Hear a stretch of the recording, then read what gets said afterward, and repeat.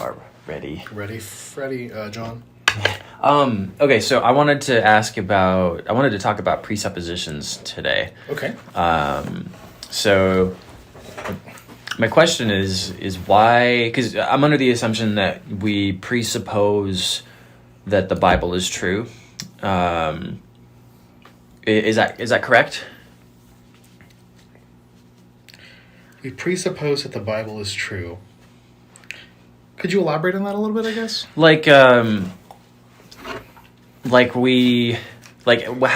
I ask, how do you know the Bible is true? Oh, yeah. It's it comes down to faith, and then you have to pick a faith, like it could be the Muslim faith or the Quran or the Mormon faith or whatever, but we choose the Christian faith. Yeah. And so I guess that's true. Everyone views the world with their own presuppositions. No one's really a blank slate. yeah. So how did you end up presupposing that the Bible is true compared to something else? I think part of it is... That's an enormous bottle. I know, this is how much they say we're supposed to drink per day. And I rarely ever do it. Well, unless you count coffee and soda. Yeah. A lot of people don't. Just pour it all into one. Yeah, there you go. Gross.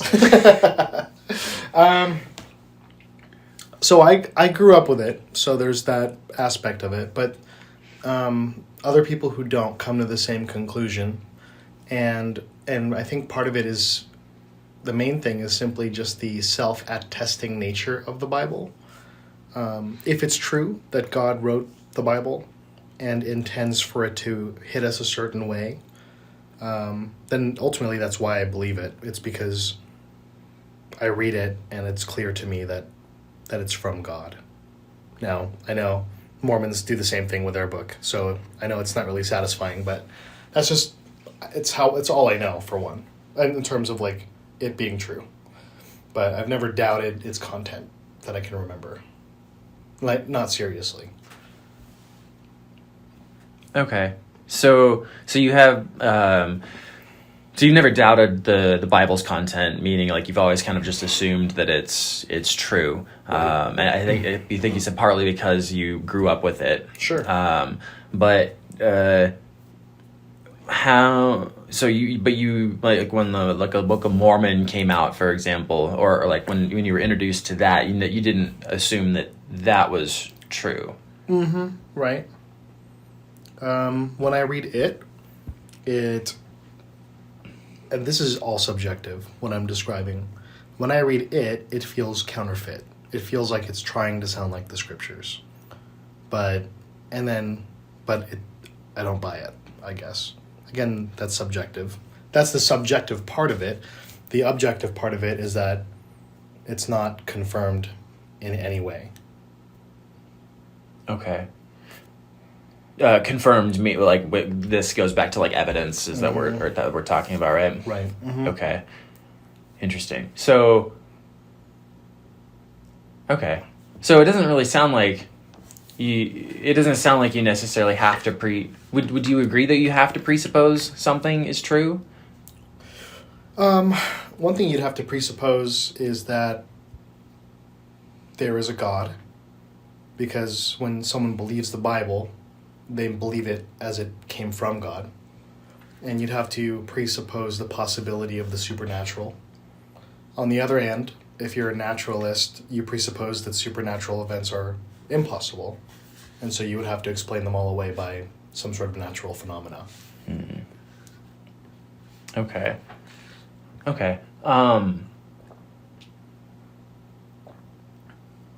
Interesting. So you do think that presupposition, because I'm debating on whether or not presupposition is mandatory.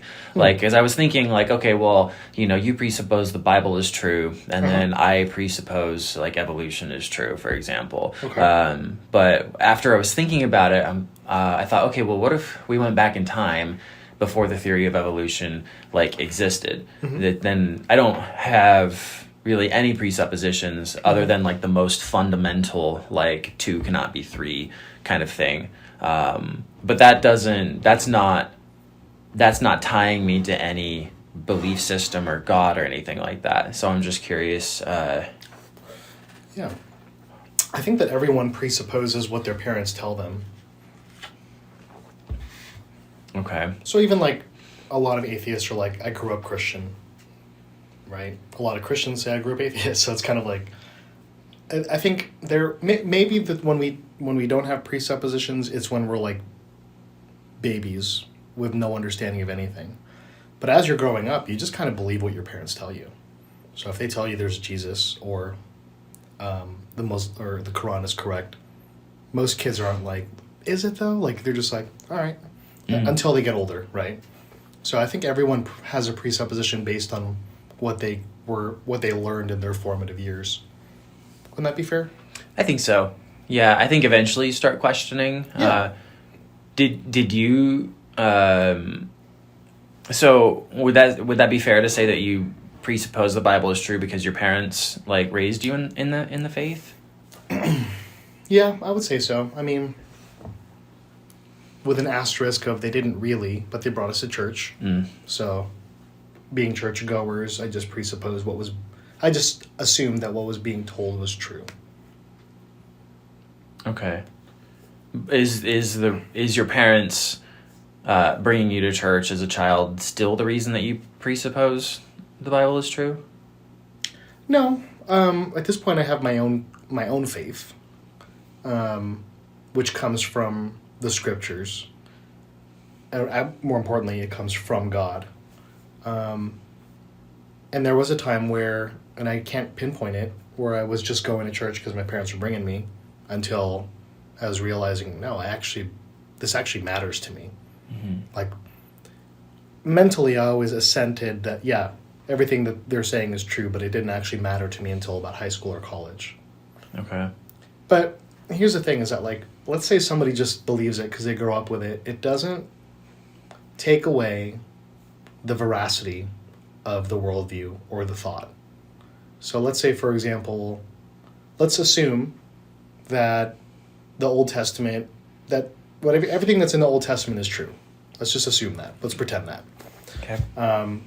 Israelites would just grow up learning it, hearing it, living it.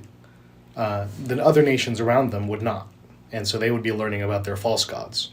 Just because they're all kind of learning the same way from their parents handing it down doesn't make them both equally feasible. If this one is actually true.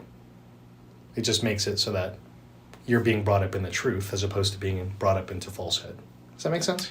I think so. Yeah. So people of 2 different religions. I kind of spaced out a little bit, but I think I got your message. So people like 2 kids growing up in 2 different religions. They're both presupposing it's true, but only one of them is true.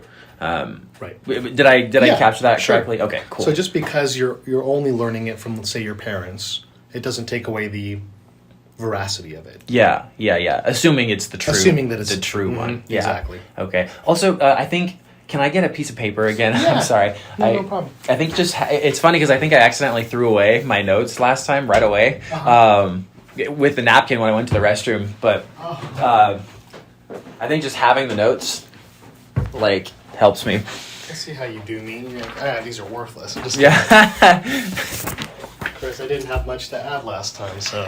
Thank you. No, I was so tired that time. Oh man. Yeah, you drank coffee for the first time ever. Right. Okay, so assuming it is the true belief system, then it's fair. Then you're in the correct presupposition. But is it fair to remove your presupposition? And because you've said that before that if the Bible is true and God is all powerful, then it will have evidence to its fact. So does that mean it would be safe to remove that presupposition that the Bible is true? For what purpose? To for example, you've got the two people. One of them is wrong, but if they both presuppose that everything is true in their belief, then the person who's in the incorrect belief system will never leave because they're always presupposing that it's true.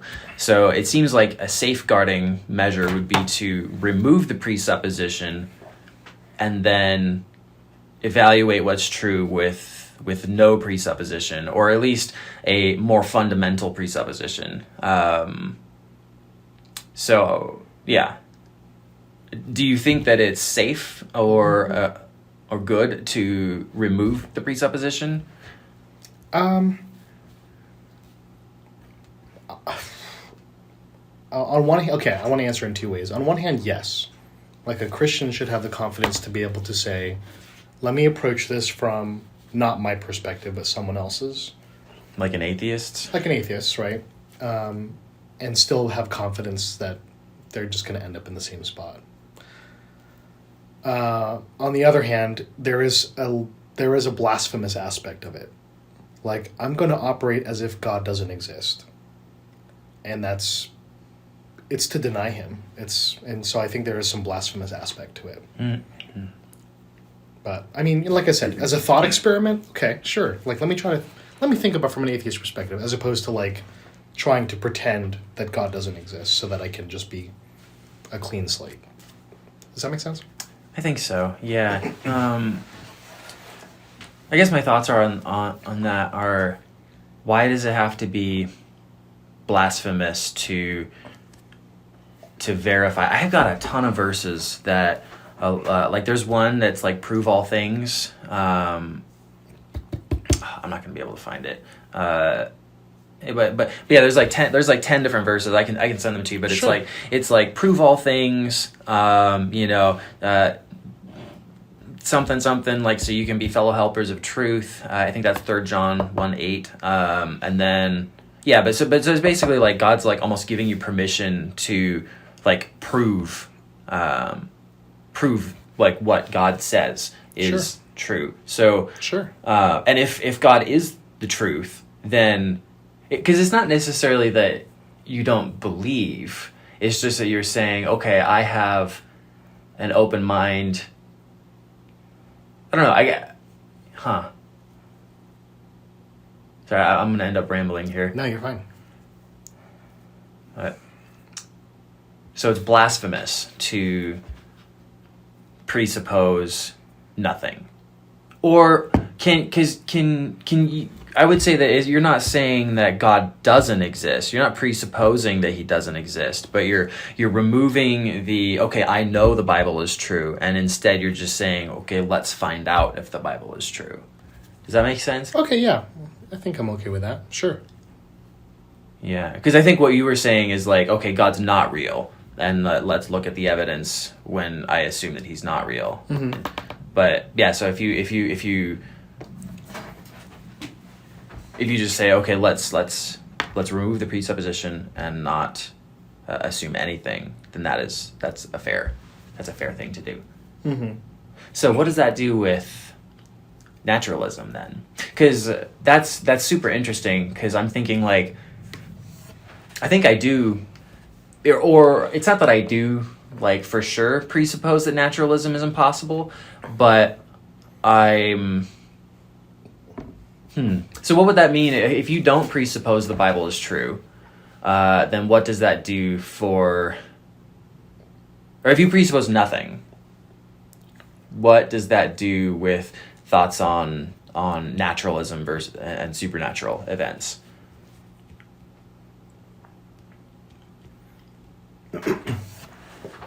If you presuppose nothing, what does that do with natural and supernatural events? I don't know. I can't even imagine it, right? If you're presupposing nothing and you see a cookie leave the counter and burst through the roof and explode, then you have to come up with some conclusion, either that there's some natural phenomena where that happens, or it was a supernatural event. Yeah. But you'll have to presuppose one or the other, right? How do you do it with a blank slate? I think you would just evaluate and assess the situation and then see what makes the most sense. Right. Like, and I think that would be different if you saw it versus if Someone told you. yeah, or if you were out of the room and then just the cookie's gone. Right. Maybe there's a sticky note on the counter that says Yeah. it exploded. Let's use. I shouldn't have used that example because that was for a different analogy. Let's say Jesus, you're standing there and he turns water into wine. If you have no presuppositions, how do you analyze that situation? Yeah. Yeah. So if you it's hard when you see it. Like if you physically see it, I think it would be it would be much more likely to believe a supernatural. But do you gravitate towards the supernatural, or do you check for other options first? Like, for what example? So like just like, okay, so say you've got a situation that happened, and there's two supernatural possibilities, but there's also two naturalistic explanations that are reasonable. I think I tend towards the naturalistic first. So there are rocks that move. You know what I'm talking about? You ever seen those before? I forget where it is, but they just move. They just make trails. Oh, I think I have, yeah. And I'm not like, well, that's gotta be demons. I read and it says something about gravity, blah, blah, blah. I'm like, oh, okay. And then I move on. You know what I mean? Like, or if you look at Giant's Causeway, it's like perfectly hexagonal things. And it's like, wow, that's beautiful. And I accept the natural explanation of it. But of course, I also assume that God created the laws of nature to make this beautiful. But I'm not like, well, God just went, I'm like, that's how it came to be. Sure. So, okay. I think I do tend towards the natural first, and then move to the supernatural. Yeah. I mean, with the asterisk of everything's providential. Can you explain that? Yeah, so even God works even through natural law without violating natural law. So, like, our meeting today is providential, but it wasn't like you received a message on a piece of toast saying, meet with Ed on Wednesday. It was like, you wanted to, I was available, so we met. But it was all under God's orchestration. Okay.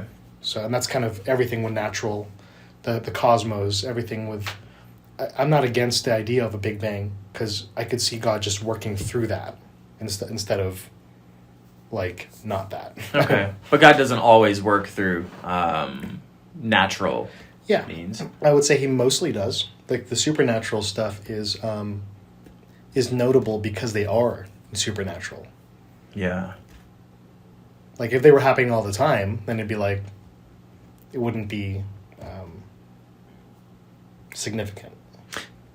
I'm not sure if I would agree with that, just because I think it would depend on whether we have a reasonable explanation. Like if scientists are observing this event happening, and they can't explain it based on everything that they know about how the world works. Right.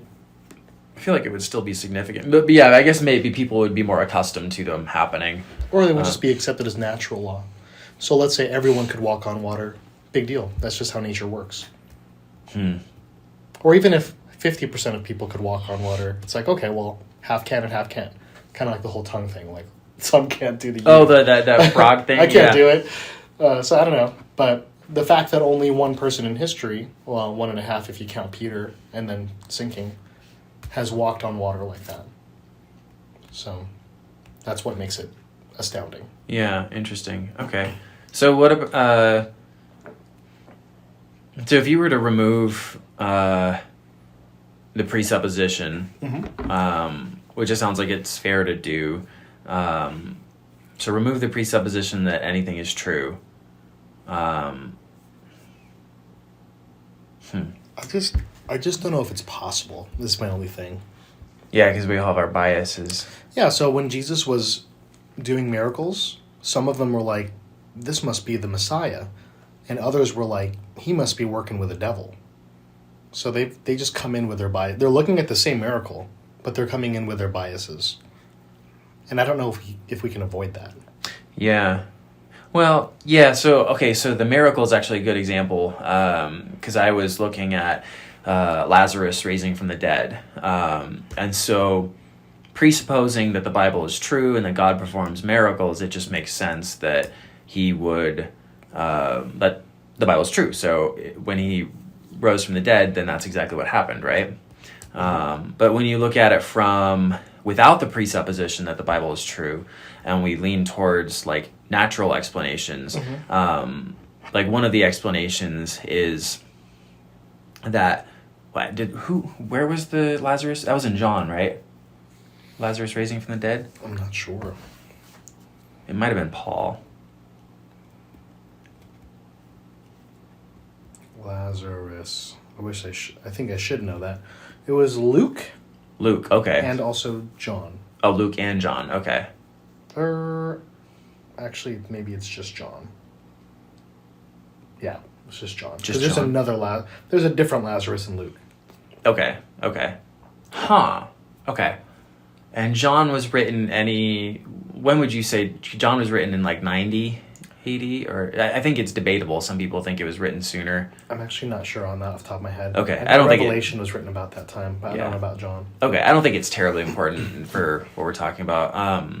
So yeah, looking at Lazarus' raising from the dead in a without the presupposition that the Bible is true, the natural explanation is that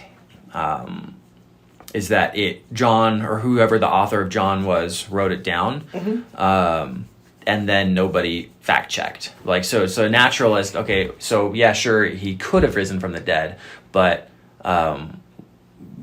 without the presupposition, we would lean more towards natural explanations. And then there was also like a war, I guess. So a war shortly after Jesus rose from the dead, and so. Or no, not shortly after Jesus rose from the dead, but around the time that John was written, there was a war that like pretty much decimated the city, and so there would have been nobody to go check and verify that Lazarus had raised from the dead. So I guess the natural explanation is just that somebody wrote it down in John. Yeah, that is what you would have to conclude if you don't believe in the supernatural. Or at least would go with what you think is more likely. So, if it's not possible that Jesus, or if it's not likely that Jesus could raise somebody from the dead, then the more likely explanation would be that John fabricated it and no one fact-checked it. Yeah. And is that, without the presupposition that the Bible is true, is that a reasonable explanation? Yeah, it's just not proven. Right? Sure. It's just like filling in the gaps, really. Yeah. So. But then you'd have to answer, why would John, who is very concerned about preserving the truth, why would he lie about it?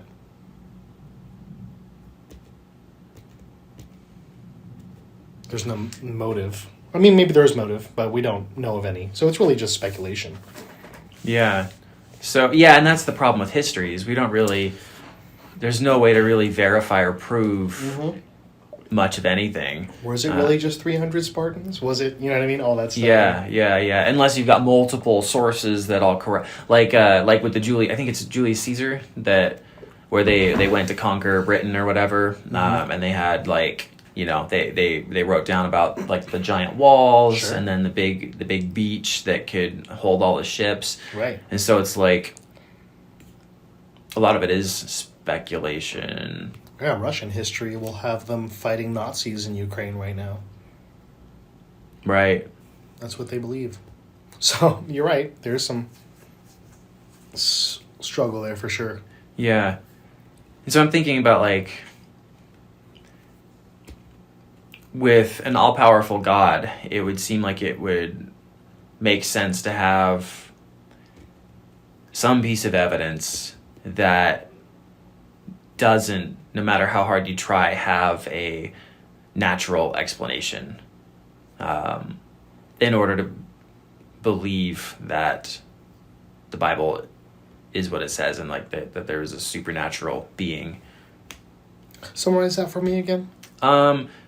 It would seem like with an eternal, all-powerful God making the claim that the Bible is making, there would be a piece of evidence that can't be explained via natural means. I don't know that I totally agree with that. Because otherwise we're just speculating that the Bible is... Yeah. I mean, one of the things that we've talked about before is that God has designed it so that faith is required. Right? So that's why we look at the same scriptures and come up with two different conclusions, right? At least at this point. Because God doesn't want simply a satanic kind of allegiance.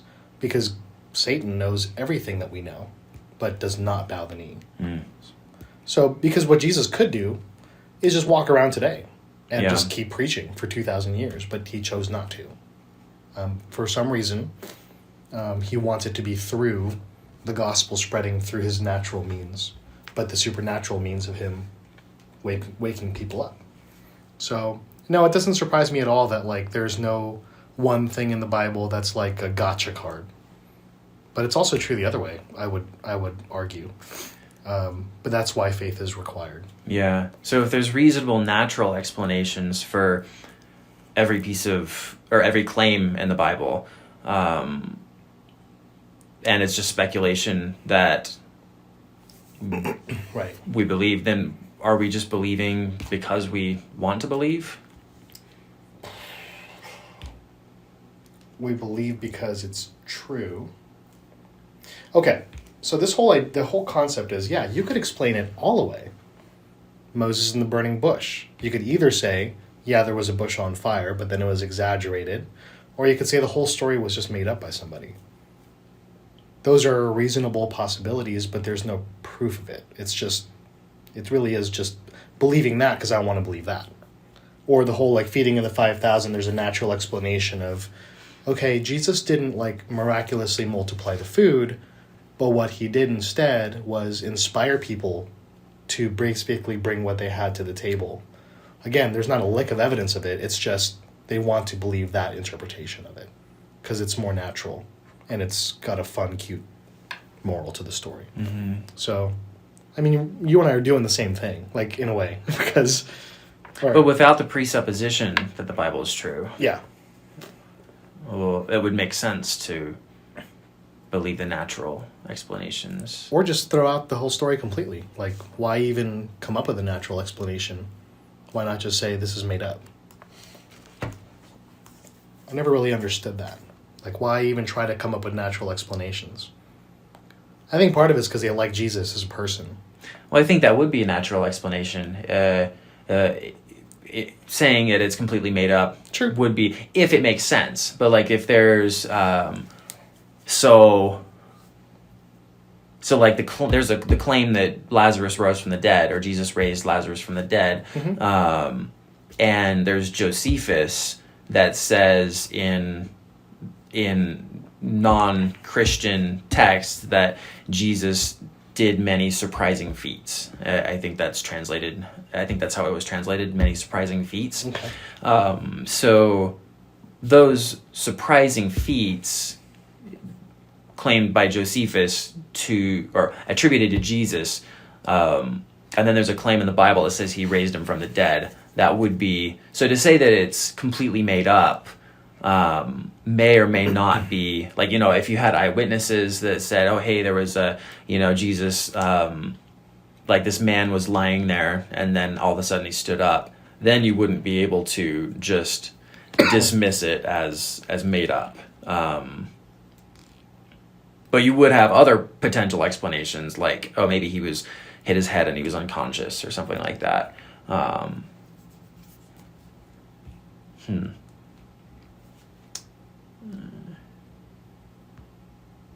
Yeah, that's interesting. So it does sound like the natural explanations. I have to go to the bathroom. Yeah, go it's ahead. Distracting.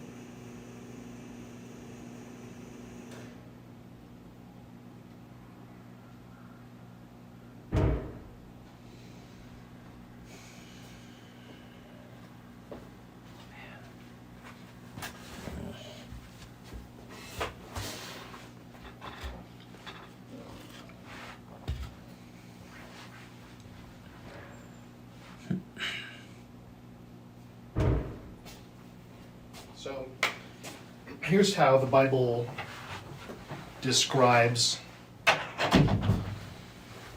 presuppositions.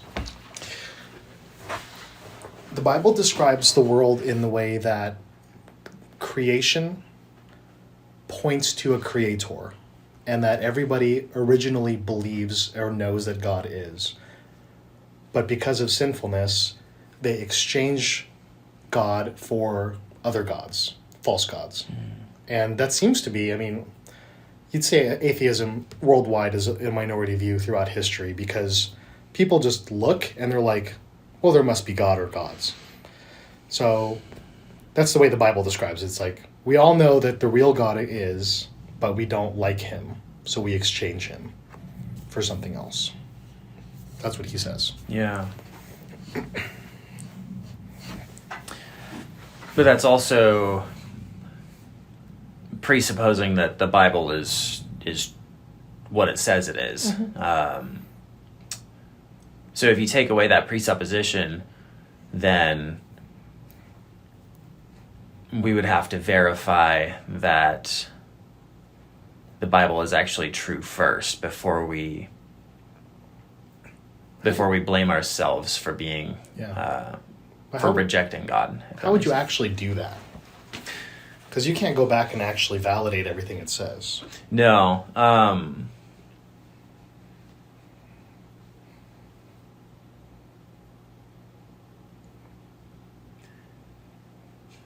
Validate that the Bible is true, right? Maybe. Like, the best you could do is, like, conclude that nothing proves it false. But you can't really know from evidence or just examination what has happened is true. You can have good confidence. Yeah, so you would... There are certain aspects where you could know, like, Jesus was a real person. Right, the historical... Mm-hmm. I guess the supernatural part, you can't really... Because you weren't there, and you're just taking it off of people's accounts. Mm-hmm. So you would basically look at everything and see, like, okay, does this in general make more sense than it doesn't make sense? Right? Like, say you've got, like, an empty bar, or maybe a neutral bar, and you put, for everything that makes sense, you put 1 point in the makes sense bucket, and then if something doesn't make sense, you put it in the doesn't make sense bucket, and then whichever bucket is fuller, you would go for that. Yeah, I mean, but there is some subjectivity to that. It's really what makes more sense to you.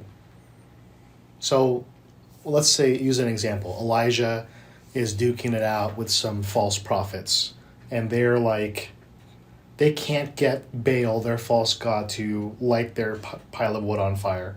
And Elijah's kind of mocking them. He says, maybe your god's, like, on the toilet. And then after they do their whole thing, they're cutting themselves trying to make this happen. And Elijah, according to the account, starts pouring water all over his pile of wood, and then prays that God would do it, and the fire comes from heaven and burns it all up. Now, there could be a natural explanation to that. It could have just been complete coincidence that a meteor, just happened to hit at the right spot at the right time. And if you don't believe in God, then if you're going to take this as a historical account, then you're just going to have to say, well, what's more likely is either that there was some lightning strike that just happened to be at the right time, or Elijah was a fraud and had one of his guys light it secretly. But in my book, it's like, what's more likely is that it is exactly what it says, that God rained fire on his pile of wood. Sure, but that's kind of presupposing that the Bible is true. So one thing that I would point out is that in history, even historical figures like Julius Caesar have mythical attributes to them. So, like, there's a story about how Julius Caesar tied rocks to his feet, and he went to the bottom of the sea. And then there was another one. I think Alexander the Great was received unto the stars.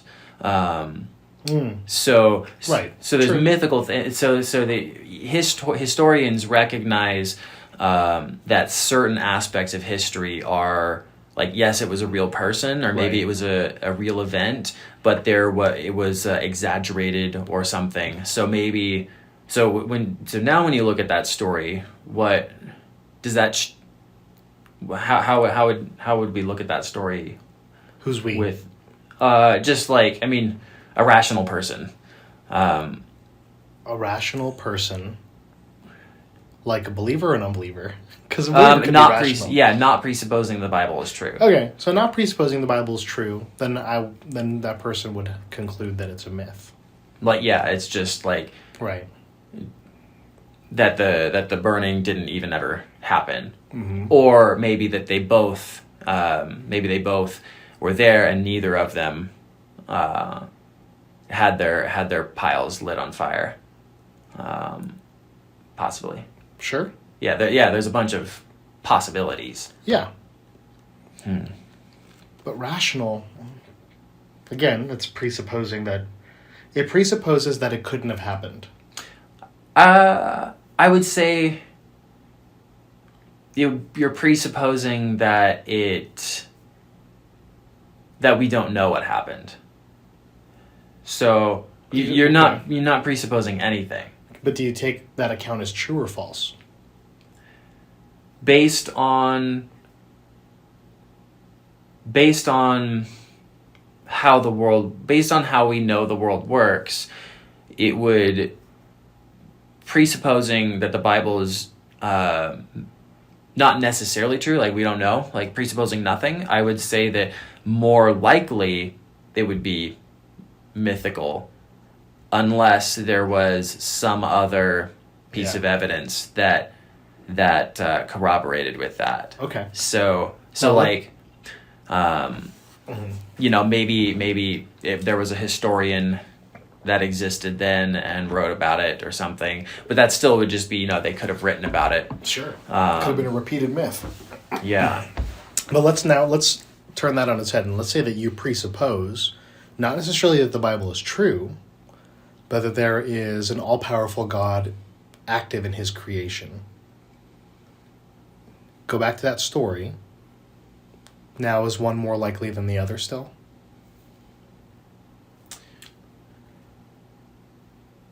Okay, so presupposing not necessarily the Bible, but just God in general. Mm-hmm. If we had seen that he was active, then I would say that it's possible that it could have happened. That's presupposing that there is a God that can do all things. Then I would say that it would be reasonable to believe that he did. I would also like to see other unexplainable events happening. Because if this is the only supernatural claim and I have no record or evidence of any other supernatural claim happening, then it would be hard for me to... Does that make sense? Mm-hmm. But yeah, what you're saying is yes. If there was an all-powerful God that could do all things, then yeah, I would have no problem believing that that a pile burned up miraculously. Mm-hmm. Just curious, like, do you believe in like ghosts and stuff? I mean, Ghost documentaries. I'm not opposed to it, but I haven't like seen. I've felt chills and I've felt presences in the room, but. Right. Well, like even like supposedly video capture Ghostbusters footage and Yeah. like documentaries. I don't know. Just I'm curious, like what your worldview is on that. Yeah, I don't know. I mean, that's kind of it. I don't really know. Okay. I would say Like I would be doubtful. Doubtful, okay. Yeah. But I think you can see that I'm pretty doubtful about everything. Sure. Doubt is my natural tendency. So, yeah. Okay.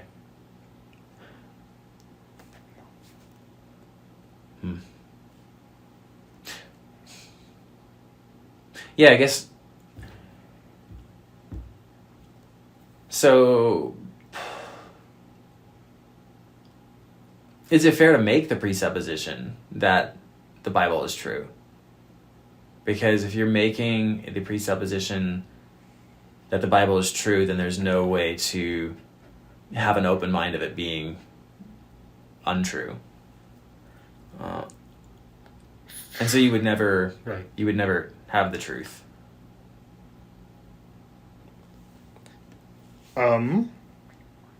Is it fair? I would say it's fair because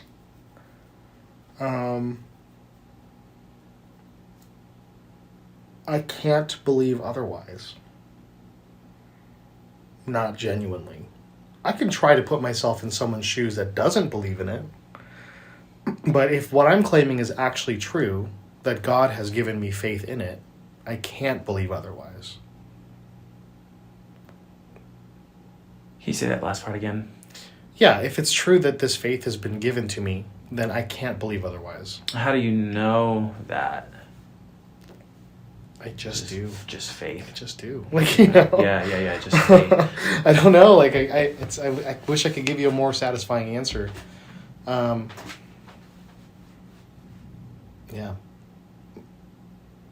And it's almost, yeah. Okay, let's assume that what I'm saying is accurate, that God is real, and that he actively works in his people and is saving people. Let's say that it's true that he took me from ignorance and blindness and gave me an understanding of what's true. And when I read the Bible, it's definitely from him. Like, what benefit would it be to me to reject that? Assuming it is true. Assuming it's true, yeah. Yeah, assuming it's true, there was, like, if it is, not necessarily assuming, but if it is true. Okay, no, I was going to say if it's true, then there's no downside. But also, if it's true, then there would be no risk or danger of not assuming it's true. Because if it is true, then it can withstand any, like, critique or anything like that. I guess the risk would be insulting my Savior. It depends on to what level I'm taking this. If it's if we're doing a thought experiment and you're like, Ed, try to think from a unbeliever's point of view, I could do that. I could do that without insulting him. But if I'm actually going to embrace zero, then it's like I'm rejecting him who saved me. Sure. Yeah. So, that is so interesting. So it seems like it would literally be impossible. Like, so if, just hypothetically speaking, like, there is no God. Okay. It would be impossible for you to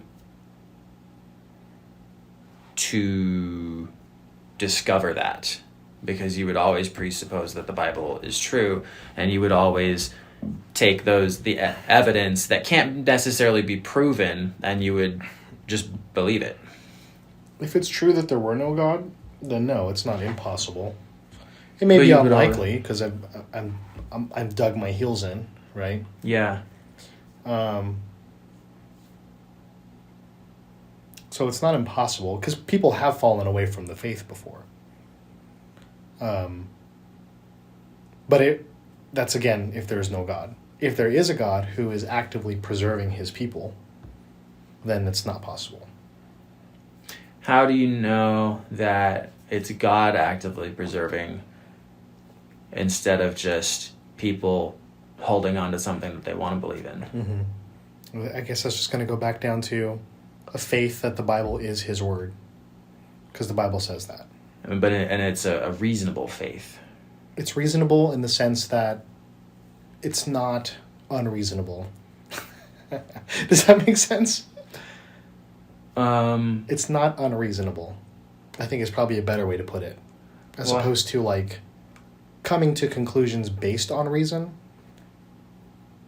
A person can't reason their way to salvation. Yeah. They need to have faith. But it's also not unreasonable. Why is it not unreasonable? Assuming right. There's, like, so here's the Bible. There's 2 rational explanations and 2 supernatural explanations. Mm-hmm. Why is it not unreasonable? Or why is it reasonable? I think it's the same thing. Why is it reasonable to believe in the supernatural when there are reasonable natural explanations? Mm-hmm. It's not unreasonable because it's not disproven. So, if I were to believe in the Book of Mormon, despite all of its historical claims being disproven, then I feel like I would be being unreasonable. So it would be unreasonable. I think I heard that. It would be unreasonable if something could be conclusively disproven. Yeah, sure. Okay. So it's not that. So when you're looking at a piece of evidence, there's there's two supernatural explanations. There's two natural explanations. You would gravitate towards the supernatural explanations because they haven't been disproven. Sorry. It's all good. You're talking about anything that happens? Just like Like I walk out, come back in, and that's full? yeah, or the issue of sorry. Sorry. Like Noah's Ark, for example. Okay. Like there's no evidence of it happening. There's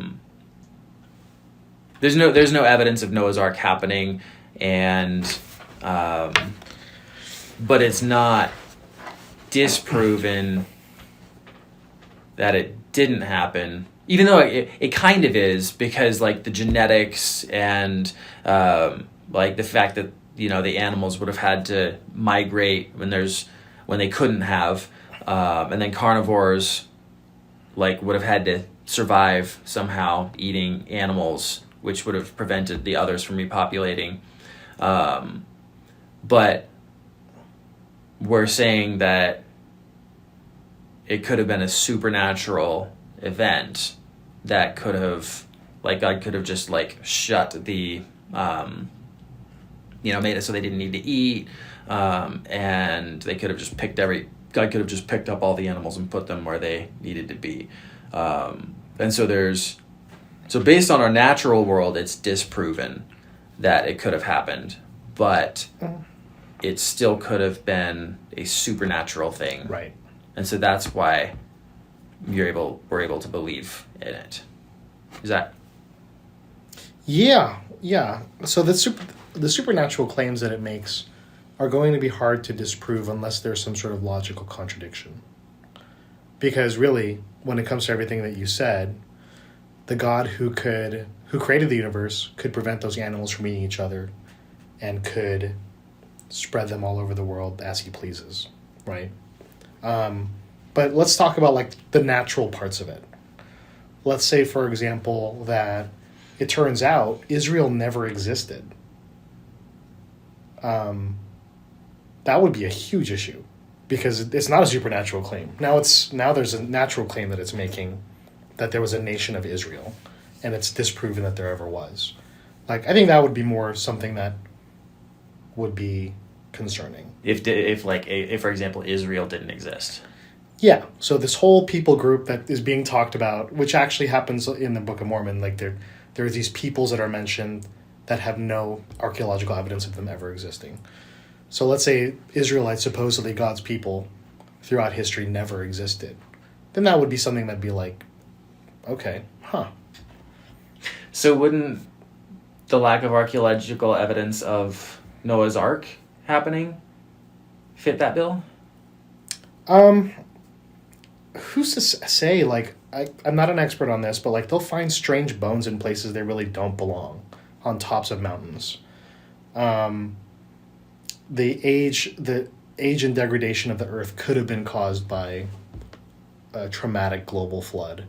Like, who is to conclude that there's no archaeological evidence of it happening?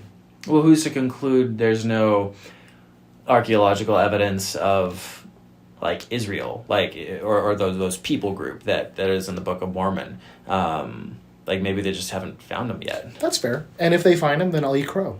But so far, it's like nothing there is proven. Nothing there is confirmed, I should say. But that's not true about the Bible. All the natural claims that it makes, as far as I know, or at least most of them, are in line with human history. Except, like, Noah's Ark kind of fits that bill too, though, with... Well, I'm saying natural claims. The fact that the earth could be flooded and only a portion of creation preserved is supernatural. Like, yeah, God used rain, but it was like It's not natural for the whole world to be flooded. Or there are some who believe it was a local flood, and honestly, I don't have any skin in the game. It's possible it was a local flood. Like, all the earth, like, all the land they know. I think that's possible. And maybe the only peoples that were killed off were the ones that were known. That's possible. But to me, if we're talking about natural, I mean, that's more likely. But then, I don't know. Again, I don't have skin in that game. Huh. So there would be no way. There would be no way for the ark, for example, to. What would it take for the ark example to show you? Oh, there's like this is false.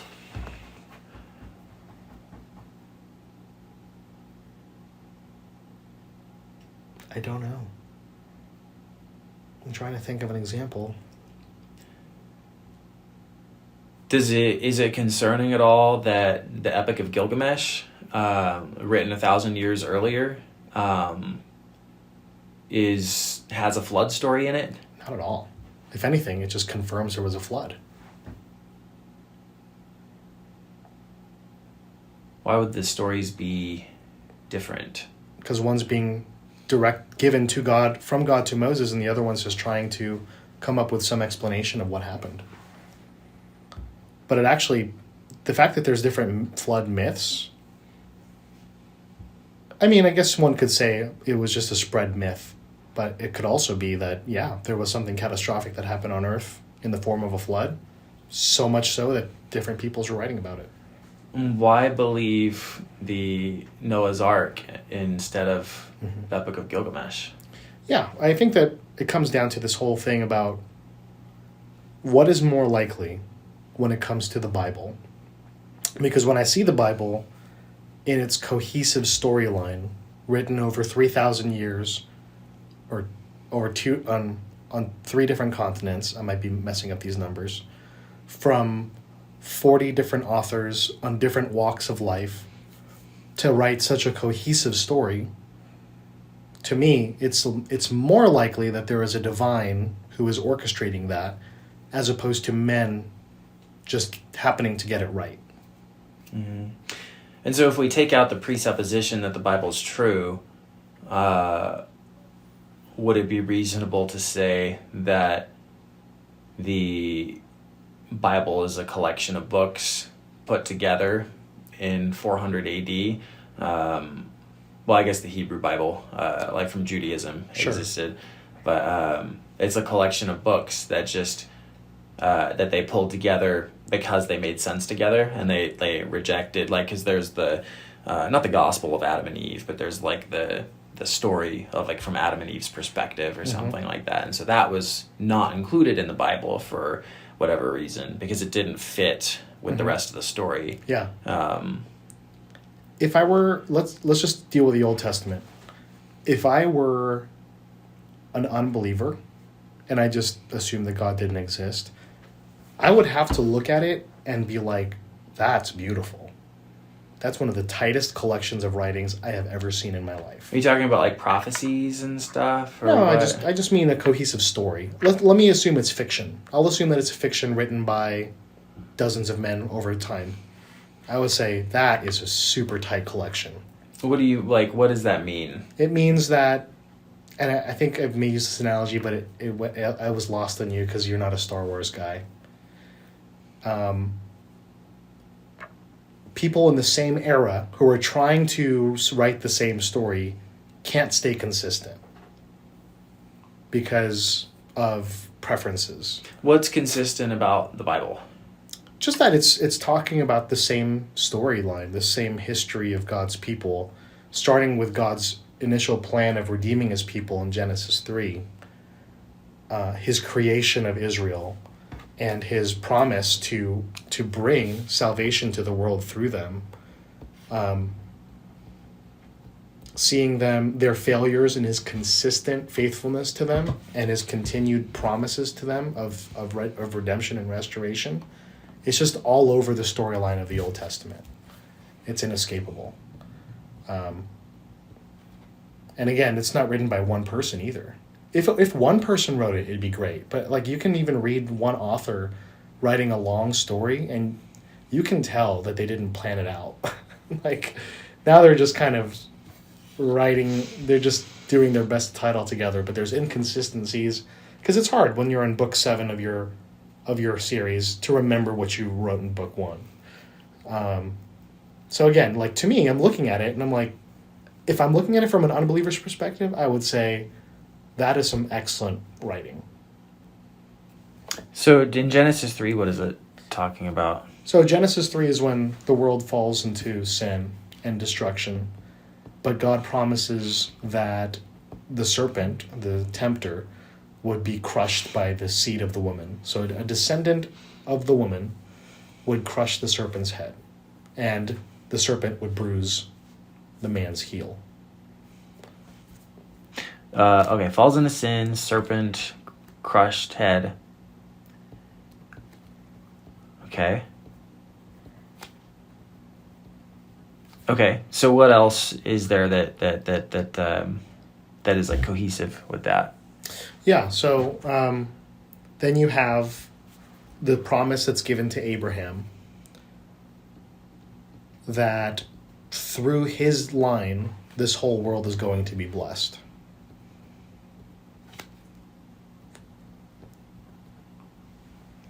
Okay. And then David.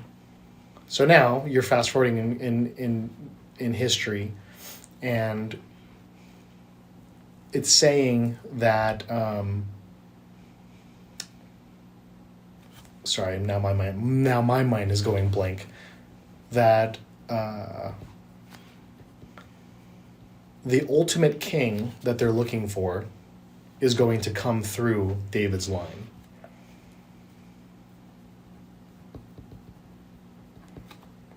And then when you get to the prophecies, it starts to hash out even more this servant of the Lord that they're waiting for, this Messiah that they're waiting for. To the point that once you get to Jesus' time, everyone is understanding the scriptures in that way, that they're looking forward to this Messiah, this servant of the Lord, to finally make all things right. A lot of them are looking for the wrong thing. They're looking for somebody to come in and conquer Rome and to liberate them and to establish God's kingdom finally here on earth. So the cohesiveness is Adam and Eve falling into sin. The serpent gets his head crushed. There's a promise to a man named Abraham that his offspring will bless the world. And then the further world will be blessed through him. Yeah, so further down the line, David is, I'm assuming, from Abraham's line. Right. And so from David eventually comes the Messiah, mm-hmm. who makes things right. Correct. Yep. Mm-hmm. Okay. What does it say about making things right? Because that's kind of a vague, in my opinion. Like I could, give you a gallon of water because you were thirsty. That would be... If you give me time, I can compile this better. I'm having a hard time off the cuff. Okay, sure. Can I? Yeah. That's fair. Because I've heard this argument before, and that kind of led me down the line of prophecies, and I was just kind of seeing some like vaguish kind of prophecies. I wasn't terrible. It's not that I wasn't convinced, but I wasn't terribly like, oh wow, this is like incredible, Mm-hmm. So I am definitely interested in hearing what you have to say. Great. Yeah, I can do that. Okay. What do you think like a follow-up time frame would be? A week. Okay. I might need to ask for an extension depending on how this week goes. Okay. Got a wedding and all that, but yeah, so let's plan for that. Okay. Sounds good. All right. Thank you. Good deal. Absolutely. They call it the meta-narrative of Scripture. Cool.